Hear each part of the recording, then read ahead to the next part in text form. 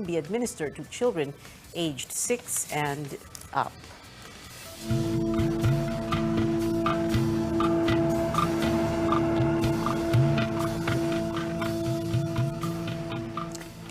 A double whammy for Filipinos tomorrow. Transport groups will halt trips across the country as another painful round of fuel price hikes take effect.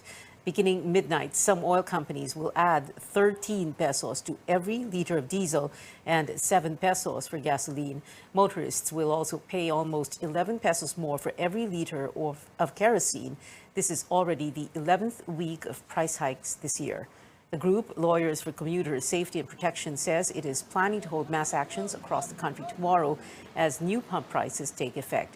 It says drivers who are part of the National Public Transport Coalition prefer to hold off trips for now than carry the burden of expensive fuel. The coalition is made up of over 30 associations. Hindi lang po mga jeep, taxi, bus, but also includes trucks, delivery trikes, yung mga nagde-deliver po na nakamotorsiklo, yung mga motorcycle taxi, kasama po dyan. So, it's not going to be only yung usual na mga passenger-based public transport, pero yung pong mga economic-based tulad ng mga trucks, delivery motorcycles ay sasama po sa tigil pasada. It is unclear for now how many members of the coalition will stop operating. Also tomorrow, Transport Group Riston will hold a protest against the non-stop pump price increases in Metro Manila and different provinces. Now, as drivers brace for another round of fuel price hikes tomorrow, the government is also set to deliver its promised fuel subsidy. The Transportation Department says the payout will begin with jeepney drivers, but others will have to wait a little bit longer. More from Amor Santos. Jeepney drivers get first crack at the fuel subsidy. Transport officials say 6,500 pesos will be credited to their Pantawid Pasada cards beginning March 15th. Nakahanda naman po yung card eh. Hindi ko po alam kung may laman. Malaki tulong na sana kung paabot pa karating sa amin. Hindi pa naabot ang operator eh. Pagsamantala ng 6.5 na yan, ay paano naman susunod na araw? Tataas at tataas yan. Parang baliwala rin yan. Napupuno lang yung tangke pero hindi nyo makukontrol yung pagtaas. While the payout is sure for drivers of four-wheeled vehicles, it's still unclear how much tricycle drivers and delivery riders will get. Within this week and next week, kasama na po yung card production and card distribution. Kasama na po yung downloading of funds. These tricycles is easy. We've done that in the past. Official data shows of more than 377,000 beneficiaries, less than a third or 113,000 are drivers gagamit ng gasolina napakahirap po. Could sell for 87 pesos per liter and over 81 pesos for diesel. Consumers are feeling the pinch with higher prices of basic goods and commodities, and soon to follow a further rise in electricity bills, according to power distributor Meralco. A number of sectors have called for a quick fix, suspending taxes on fuel, but the government has rejected it. This will translate to significant foregone revenues, and this will be detrimental to our recovery and long-term growth.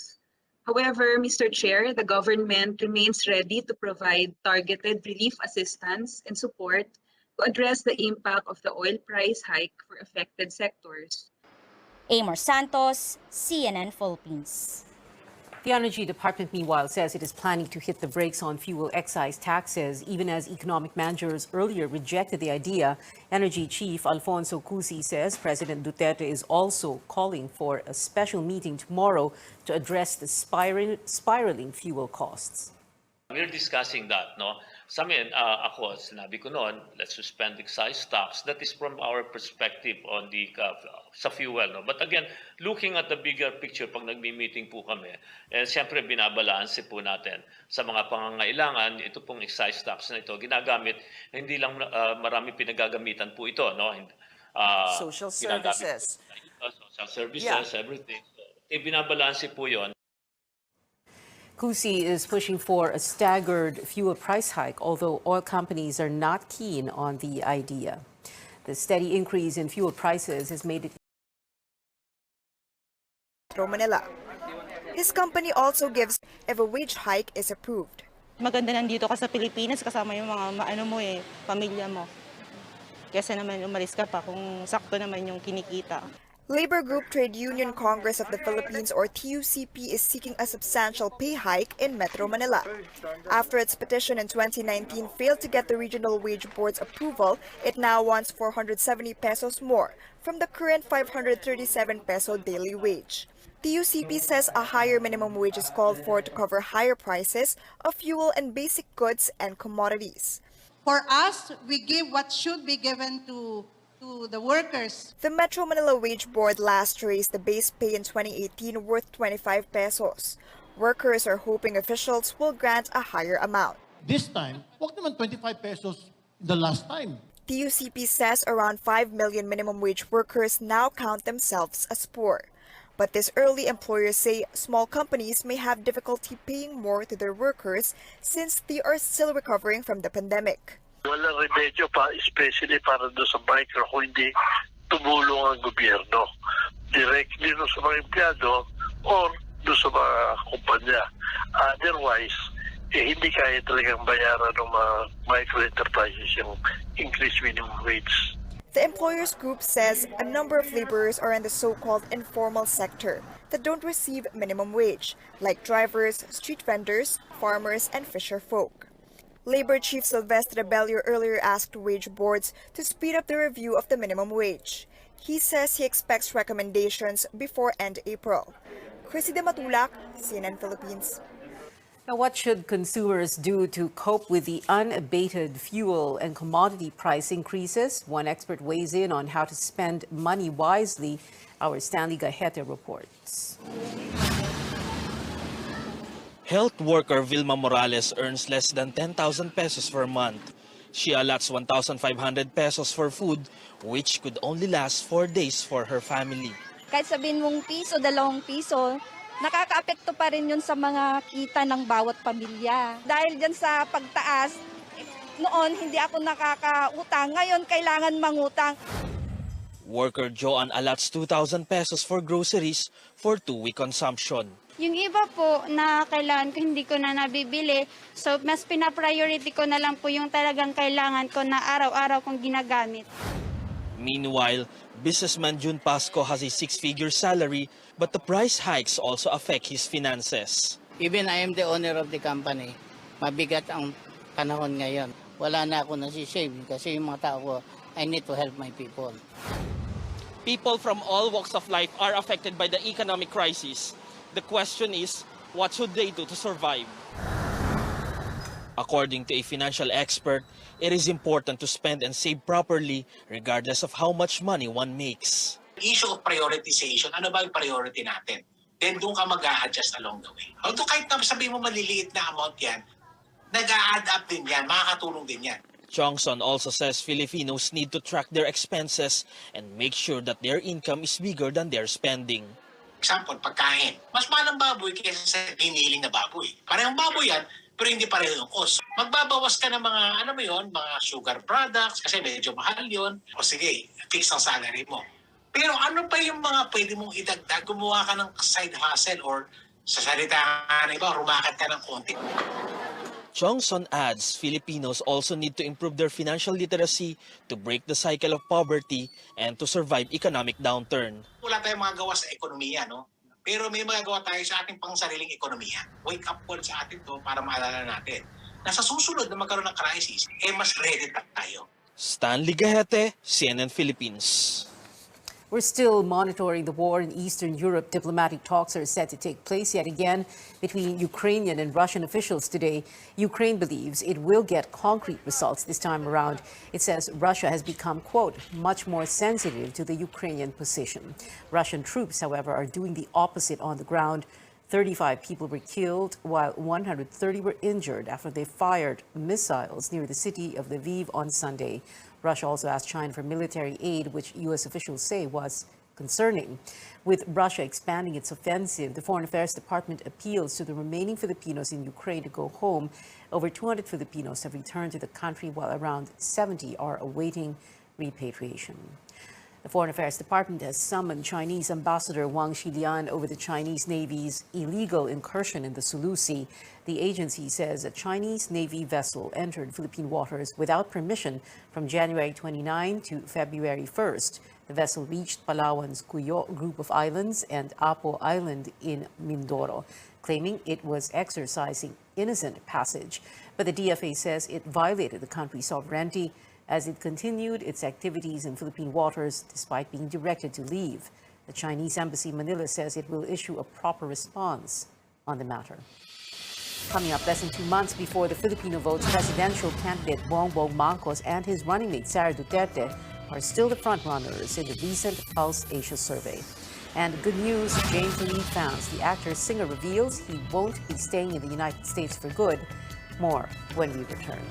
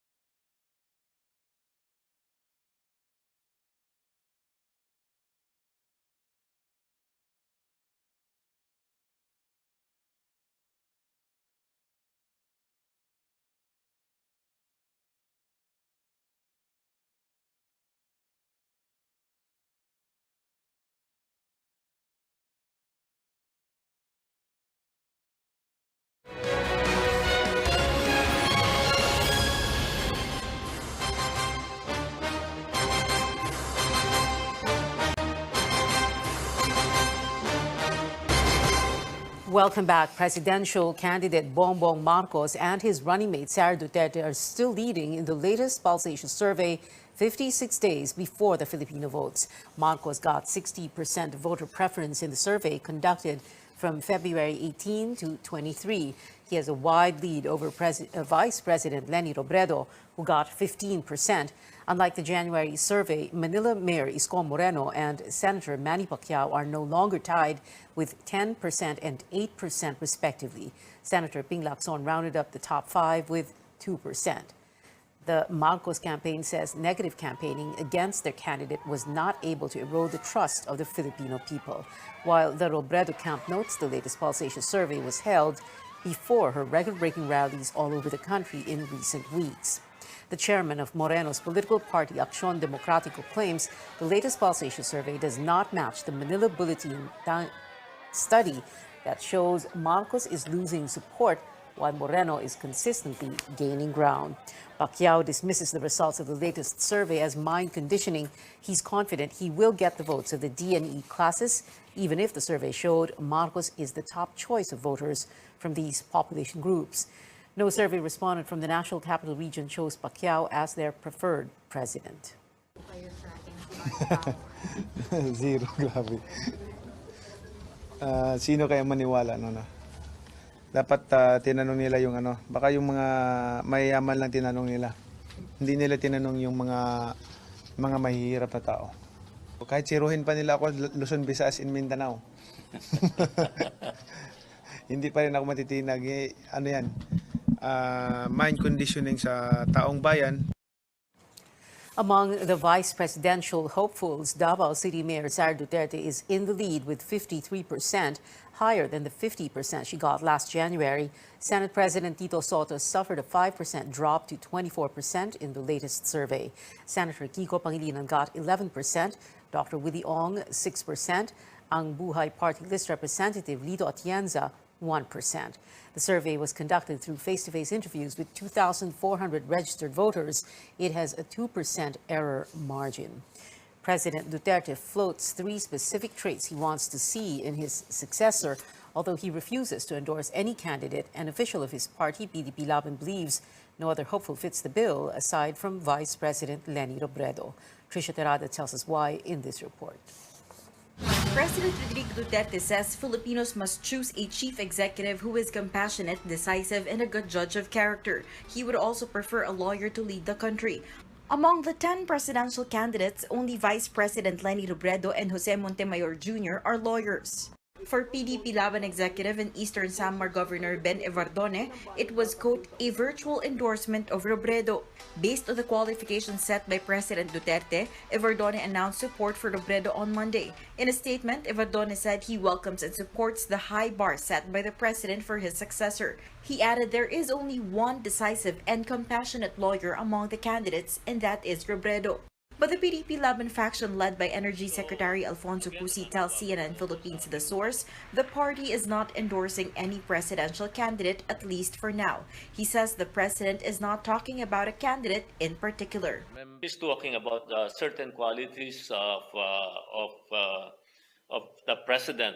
I mean, certain qualities of a would-be president. No? Mas abogado, compassionate, no po, naging mayor, yun ang mga sinasabi niya. But I think that qualities hindi naman makita sa isang tao. Sino ba yung lawyer na naging mayor, compassionate, putting it all together. No individual would have that kind of qualification by himself. I think he was not referring to anybody, parang wish list na yun. Amid speculations that the president is virtually endorsing Robredo, political analyst Mon Casipe says anything is possible at this point, but he thinks Mr. Duterte is still not endorsing anyone for now. Yung sinabi niya, hindi naman out of this world eh.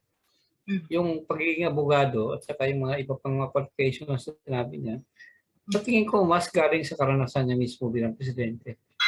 Saka appreciation niya siguro kung ano na yung kalagayan ng bansa ngayon, no? Casipe says the president's endorsement will be a huge boost to any candidate, considering his high ratings at the twilight of his term. But Casipe doubts it would be a deciding factor since voters choose bets who pass public scrutiny. For now, President Duterte has not endorsed any candidate. He previously said he would only endorse one if he sees a pressing need. Trisha Terada, CNN Philippines. Vice President Leni Robredo also gets the endorsement of Bulacan Governor Daniel Fernando. Now, this comes 2 days after the team of Bongbong Marcos belied the Robredo campaign statement she has secured Fernando's support. Back in 2016, Robredo lost to Marcos by almost 200,000 votes in the country's 5th most vote-rich province. Pwede naman po na hindi mag-endorse si Governor Daniel. Pwede naman na lumaro na lang siya sa iba't ibang mga kandidato. Pero yung pagpapasya na ang tutulungan isang kandidato na kagaya ko na hindi pa nangunguna sa service. Pagpapakita ng pagdesisyon na walang alintana sa epekto sa sariling kandidatura. Pero yung mas tinitingnan yung katatagan ng loob at pagmamahal sa kanyang loob. Senator Ping Lacson reveals a mediator from the Robredo campaign has recently asked him to withdraw from the presidential race. Lacson says the agenda is to have a unified candidate against the son of the late dictator, Bongbong Marcos. The Partido Reforma standard-bearer also accuses the Robredo campaign of claiming he was backing out from the campaign, similar to what they are supposedly doing to Senator Manny Pacquiao. Meanwhile, Lacson says he will welcome an endorsement from President Duterte. Di ba dapat lame duck na? Other presidents in the past, di ba? Pagdating ng towards the last quarter of the term, kita naman natin na parang hindi na iniintindi. Ewan ko kung ano meron doon sa Presidente Duterte hanggang ngayon, maski kumausap ka sa ground, parang yung mga local officials, even congressmen, hanggang ngayon marami nag-iintay, sino ba i-endorse ng Presidente? Manila Mayor Isko Moreno and his running mate Dr. Willie Ong woo voters in the Bicol region. They held a campaign rally in Sorsogon City today. Moreno said he would try to go to Robredo's hometown of Naga City if his schedule permits. Meanwhile, the external vice president of Acción Democrático, Attorney Bo Rocco, says his family supports Moreno's candidacy. Bo is the son of the late former Senator Raul Roco, who established Acción Democrático in the late 1990s. Bongbong Marcos will not attend the Commission on Elections presidential debate this Saturday. That's according to his chief of staff and spokesperson, Vic Rodriguez, who said Marcos will be with his supporters on March 19th. 9 presidential candidates are set to attend the event. For the March 20 vice presidential debate, only 7 out of 9 bets will attend. Marcos's running mate, Sara Duterte, has not responded to COMELEC yet, although she told media that she will not be participating.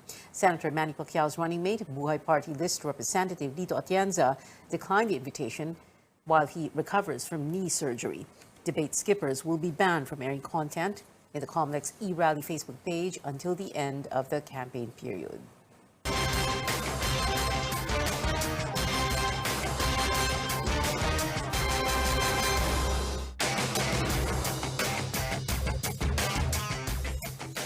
The second COVID-19 vaccine for children in the country, the Food and Drug Administration has approved Sinovac for emergency use on minors 6 to 17 years old. The health department says it will meet with experts for the pediatric vaccination guidelines. It adds the government has Sinovac doses in stock since the dosage for children and adults are the same. Infectious disease specialist Dr. Ron Jean Solante says the Chinese-made vaccine is 74% effective against infection, 90% against hospitalization, and 100% against ICU admission and death. Solante is part of the vaccine experts panel that reviewed Sinovac's data. The adverse reaction most common is pain at injection site and tenderness, but majority are grade 1 only. So there are no severe adverse reaction that led to death or related to the vaccine. We know that there are mothers who are hesitant to have their children vaccinated with Pfizer, no? So with another option that they feel comfortable because this is inactivated.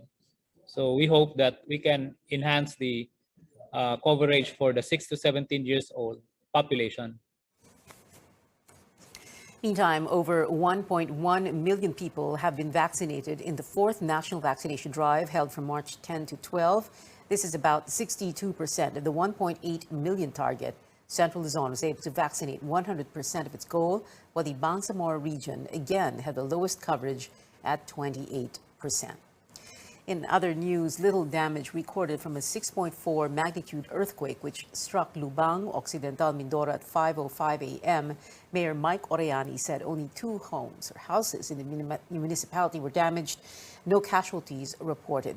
Intensity 3 was felt in 7 areas, including Olongapo City and Tagaytay, Cavite. PHIVOLCS recorded over 180 aftershocks in Lubang. Still on Newsnight, star pole vaulter E.J. Obiena missed the World Championships in Serbia. How is this going to affect his ranking? And actor-singer James Reid will return to the Philippines next month, contrary to rumors he moved to the U.S. You're watching CNN Philippines.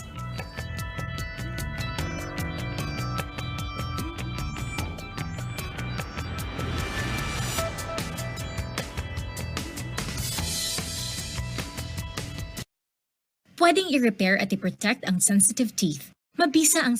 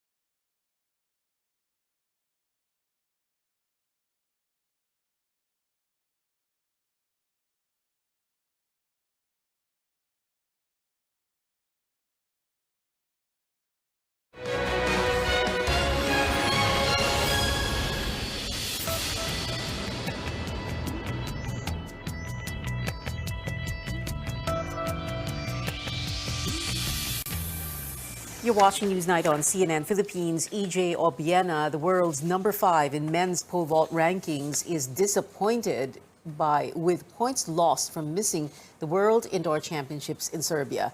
Obiena told CNN Philippines he could have gotten an extra 100 to 200 points from the event.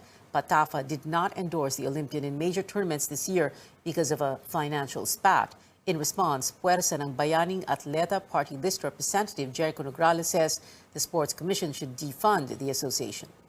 And LeBron James claims a milestone that is a first in the NBA. The Lakers star surpassed 10,000 points, 10,000 rebounds, and 10,000 assists. LeBron already scored over 30,000 points, but he entered the 10K club after making his 10,000th career assist in Sunday night's Phoenix Suns game. On to another sports legend. Tom Brady reveals he's heading back to the field just over a month since announcing his retirement. The NFL quarterback said on social media that he will come back for his 23rd season because he still has unfinished business. Another homecoming to look forward to, this time for James Reid, the actor-singer clarifying he did not move to the U.S. for good despite rumors and will be back by April. James says he only flew to Los Angeles, California for music collaborations. I came out here to work on music, meet a lot of people, try and see what doors I can open, make a name for myself out here and make Filipinos proud. For this year, focusing on music, and I'm also excited to get back home. I'll be signing 4 artists to Careless Music, my music label, and we'll be releasing a lot of music. Last Friday, the artist released a remix of his 2021 track Hello, featuring JB of K-pop group GOT7 and Taiwanese American rapper OZ. And that is it for now. Join me again on News.ph at 7 p.m. I'm Pia Ontiveros for Newsnight, where we go above and beyond the headlines.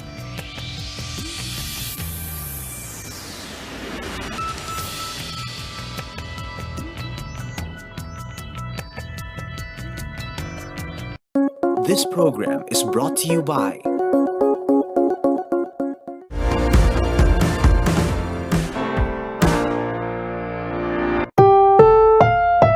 This program is rated PG. It contains themes and scenes which may not be suitable for very young audiences. Parental guidance is advised. Got a long day ahead? Well, you deserve to take a break. So chill and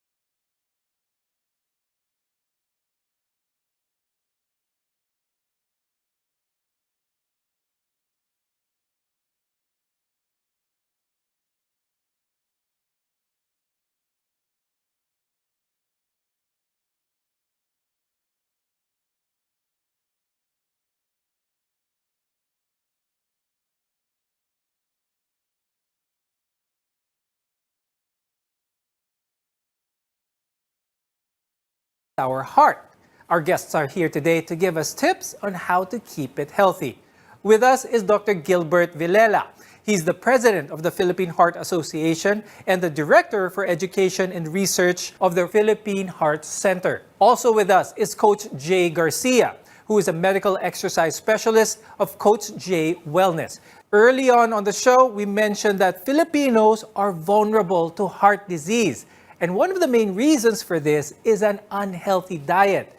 I'll start the conversation with Dr. Gibo. What is it about the Filipino diet that puts us at high risk for heart disease? The Filipino diet comes from the culture from Spain and China.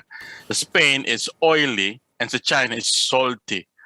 Oil plus salt equals cardiovascular disease, equals hypertension, equals diabetes. Kapag masyado kang marami na kain na oil, this will cause an inflammation in your arteries, making it very stiff and hard. That's why the heart will get a hard time pumping blood through it. You explained to us what happens to the heart when we have an unhealthy diet. But I think one of the cultural reasons, like what you said, apart from that, is there's a gap between when a person eats unhealthily and when they feel the symptoms. I think this is also one of the reasons why people who eat unhealthily do so continuously also because they don't really feel any symptoms right away. Is eating unhealthily going to catch up with us eventually if we continue to do this? Yes, especially if you take an excess of sugar and excess of oil also, because these things, these foodstuffs, will stimulate a lot of insulin production from our body. Kasi di ba ang insulin ang nag-metabolize ng sugar mo tsaka ng oils mo. And then, mag-overwork ang liver mo and then it will secrete a lot of fats. And these fats will cause fatty liver, and fatty liver is the gateway to diabetes and metabolic syndrome. Now, yung excess oils and sugars will harden your arteries. Remember na yung arteries mo, dito pinapump ng puso mo yung blood para mag-circulate. Ang tigas-tigas yan. So yung heart mo, hirap na hirap siya mag-pump. So what happens is, ang una-una mong mararamdaman ay chest pain kung minsan, shortness of breath kadalasan, and then mamamanas ka o edema ang tawag. Kasi sobrang hirap na ang puso mo. Let's talk about yung kapartner ng eating healthy, which is exercise. Coach Jay, gaano ka-importante ang exercise or physical activity sa ating mga puso? Very important, no? Kasi exercise, we as humans were designed to move talaga. So if we don't move much, no, the problem with that is yung stored excess energy natin will turn into fat and eventually will lead to cardiovascular diseases. Coach Jay, ano yung mga mas common na misunderstandings with regards to exercise? Is mahal ito, kailangan member ka sa isang gym? Is this true to be able to get an effective physical workout and to be healthy overall? Not really naman kasi exercise can be, especially now during pandemic, can be done at home. There's a lot of form of exercise that you don't need bulky or expensive equipment. So for example, you can use your body weight, focus on the basic movement patterns such as pulling movements, pushing movements, squat movements, rotation movements. Our goal naman is at least exercise 30 minutes a day of physical activity is a good start. For now, let's talk more about heart disease. And this includes a number of problems that can affect your heart. Here in the country, the most common are ischemic heart disease and hypertension. Dr. Gibo, tell us about these conditions. What happens to the heart of a person with these cardiovascular diseases? Well, pag sinabi meron kang ischemic heart disease, ang pangunahing symptoms dyan ay chest pain. Actually, hindi naman siya actually pain. It is a discomfort sa gitna ng chest mo na parang mabigat o masikip ang paghinga. Usually triggered ng movement o ng exertion. Usually, ang hypertension naman, hindi naman siya heart disease, pero it is a risk factor for ischemic heart disease. Pag mataas ang blood pressure mo, in a few years, pag hindi mo control yun, you will have ischemic heart disease. Why? Because ang hypertension will stimulate obstruction or pagbabara ng iyong mga ugat. Ang ischemic heart disease, sa Tagalog yan, baradong ugat mo sa iyong puso. Yung supply ng dugo sa iyong puso ay nagbabara. Kaya hinihingal ka, namamanas ka, sumasakat ng dibdib mo, napapagod ka. Akala mo mataba ka lang o akala mo wala kang exercise, wala kang condition. But you are really sick with heart disease. With hypertension, it is a risk factor for ischemic heart disease. Ngunit maraming may hypertension, Doc Gibo, na walang nararamdaman na simptomas which prevents them from seeing a doctor. Bakit kaya ganun, Doc Gibo? Ang taas ng high blood, wala naman siyang nararamdaman sintomas. What's your advice for people like those? Kung ikaw ay 1, lalaki, 2, nakisigarilyo, 3, more than 60 or 65 years old, 4, ikaw ay merong diabetes, 5, ikaw ay mataas ang cholesterol, 6, may lahi ka ng high blood o sakit sa puso, and 7, pag ikaw ay obese o napakataba, dapat nagmamonitor ka ng blood pressure every day, twice a day. Anong gagamitin pang monitor ng BP sa bahay mo? Ang advice and guidelines, hindi pwedeng manual kasi mali daw yun. Ang mas accurate ay yung digital blood pressure monitor na nabibili sa mga drugstores. Kinakabit dito sa upper arm, hindi pwede sa wrist or sa thumb. Dapat sa upper arm. You have to monitor your blood pressure twice a day, before breakfast and before supper. Ang cut-off mo, dapat hindi ka lalagpas ng 135 over 82. Huwag kang lalagpas doon sa bahay. Pag lumalagpas ka lagi doon, punta ka sa doktor mo. Something is wrong. Now, the two main risk factors for heart attacks are cholesterol as well as mataas na blood pressure. When we return, we'll talk about what to avoid to keep them in check. You're watching MedTalk Health Talk, your partner in healthcare.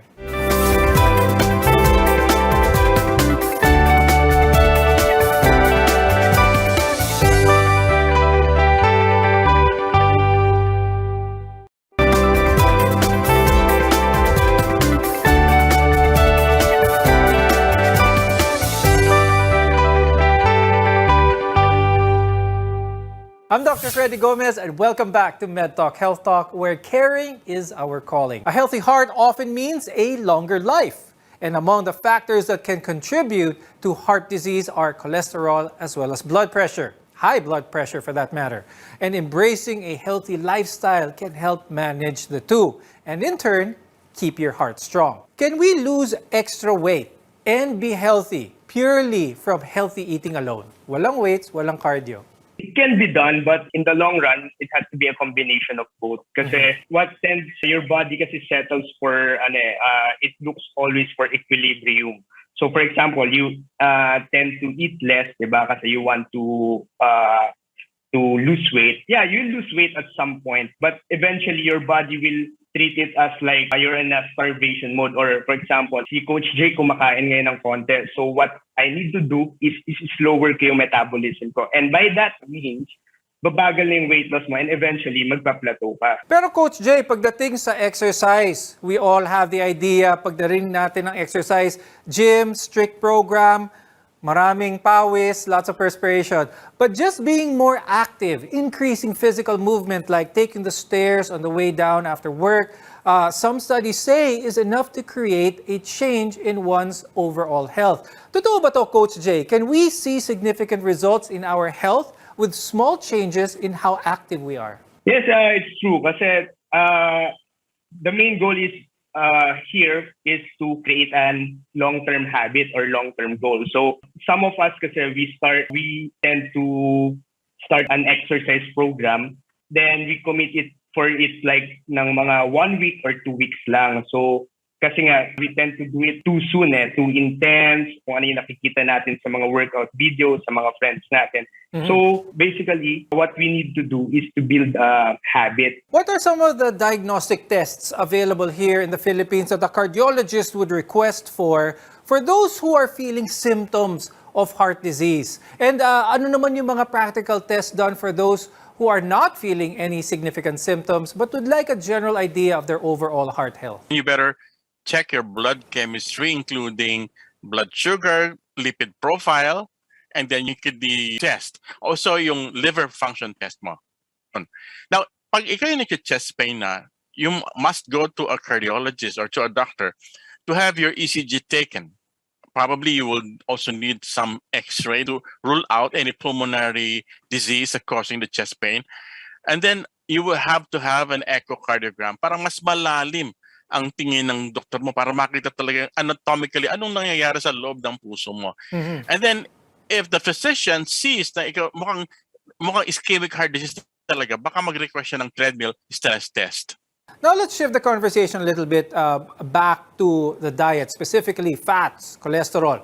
Because if you're experiencing high cholesterol levels, avoiding saturated fats and switching them out for healthier options can reduce that number and improve your heart health. What are some of the foods na common dito sa Pilipinas that contain high amounts of saturated fats? Explain to us further yung impact ng mga pagkain na ito with our health as well as our wellness. Cholesterol is not always bad. Your body needs it to build cells, make vitamins, and other hormones. So, ang sources of your cholesterol will be your liver.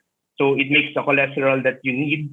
Then the remainder will come from the food, specifically animal-based food such as your meat and dairy products. So, yun yung tinatawag nating dietary cholesterol. So, examples of food na mataas yung saturated fat dito sa atin is of course yung mga beef, mga pork, ice cream, some baked food and fried food, and butter. So kung titignan natin yung dynamics ng diet natin dito sa Philippines, marami tayong nilalagay na ganito sa mga pagkain natin. For example, adobo. So ang adobo natin tends to be oily, salty, and mataas yung fat.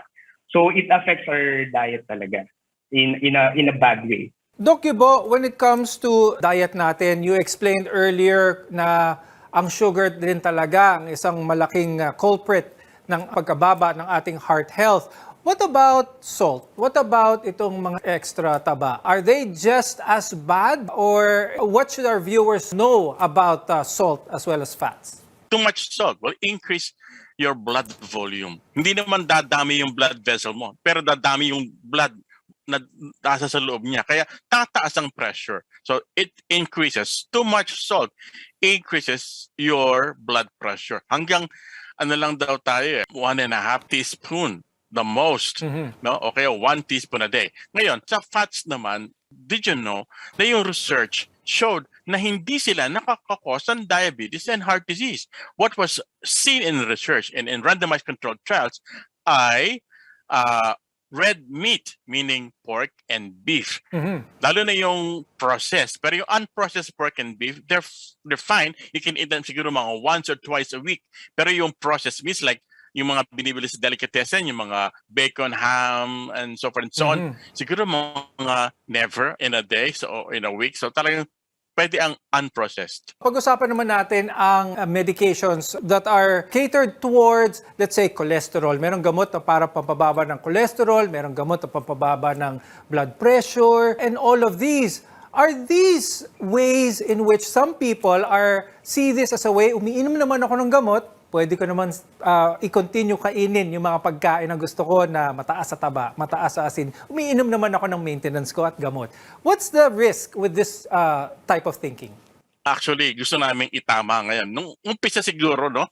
Nung unang pisang gumagawa ng gamot, ang medicine para sa hypertension at para sa cholesterol, ang purpose nila talaga is to decrease the level of BP and to decrease the level of bad cholesterol. However, ngayon, those medicines are not meant to just decrease the number, but to improve your health, to prevent disease. Ibig sabihin, pag niresita ka ng doktor mo, kahit na normal ng gamot sa pampababa ng cholesterol, blood pressure, kahit na normal ang BP mo at normal na ang bad cholesterol mo, you have to continue because ang ginagamot na niya, hindi yung laboratory mo, kundi yung ugat mong nababarahan. Kaya you have to continue them. Now, eating well doesn't mean having to give up your favorite foods, but your favorite recipes can easily be adapted into a healthier alternative. More on this when we return. Your health is our mission here on MedTalk Health Talk.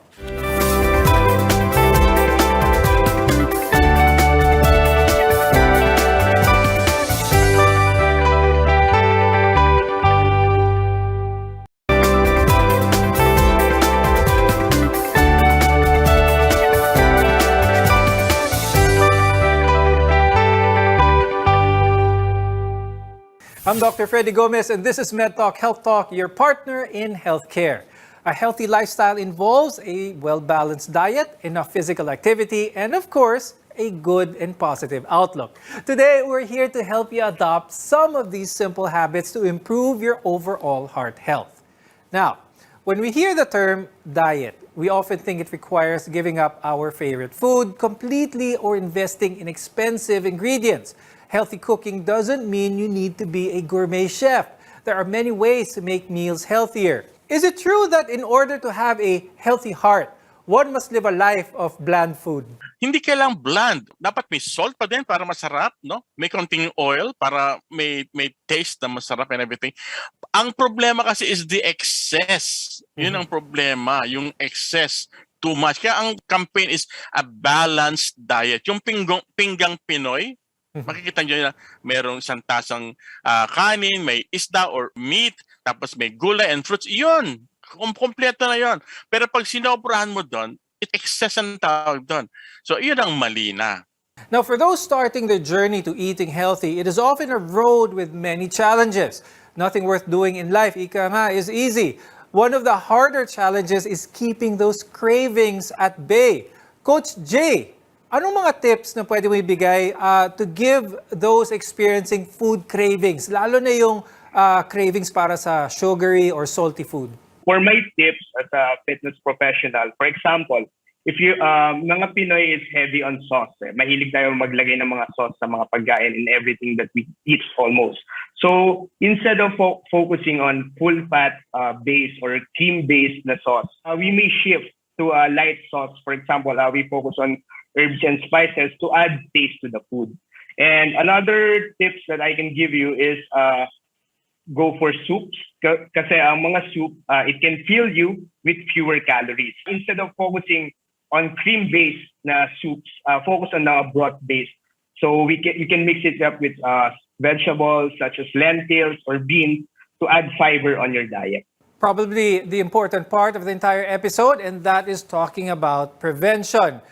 Dr. Guibo, there are also other ways to prevent heart disease. Let's talk about this for our viewers. Number one, do not eat too much. No? Paano ma-suppress yung appetite mo? By exercising. Did you know na those people who are exercising, mas less ang kanilang food intake? And then substitute nyo yung mga white rice and white bread with brown rice or brown bread. No? Kasi yung isang cup ng white rice niya is 200 plus calories na yan. Mantalang 1/3 lang ang calories na laman ng brown rice. And then yung mas tama si Jay, mas lentils ka, mas ako yung cauliflower rice, it's very good. And then kung mag-uulam ka, white meat ang pipilian mo. Monday to Friday white meat, meaning fish and chicken. And then siguro sa weekend pwede kang mag-red meat, isang meal na pork o isang meal na beef, to prevent excess naman ang bawal. Now remember, adopting these habits require the right mindset and a long-term commitment, but it will be worth it. Thank you to our cardiologist, Dr. Gilbert Villela, and medical exercise specialist, Coach Jay Garcia, for being with us today and for sharing your expertise. I'm Dr. Freddy Gomez, and thank you for watching MedTalk Health Talk on CNN Philippines. We'll see you again next time.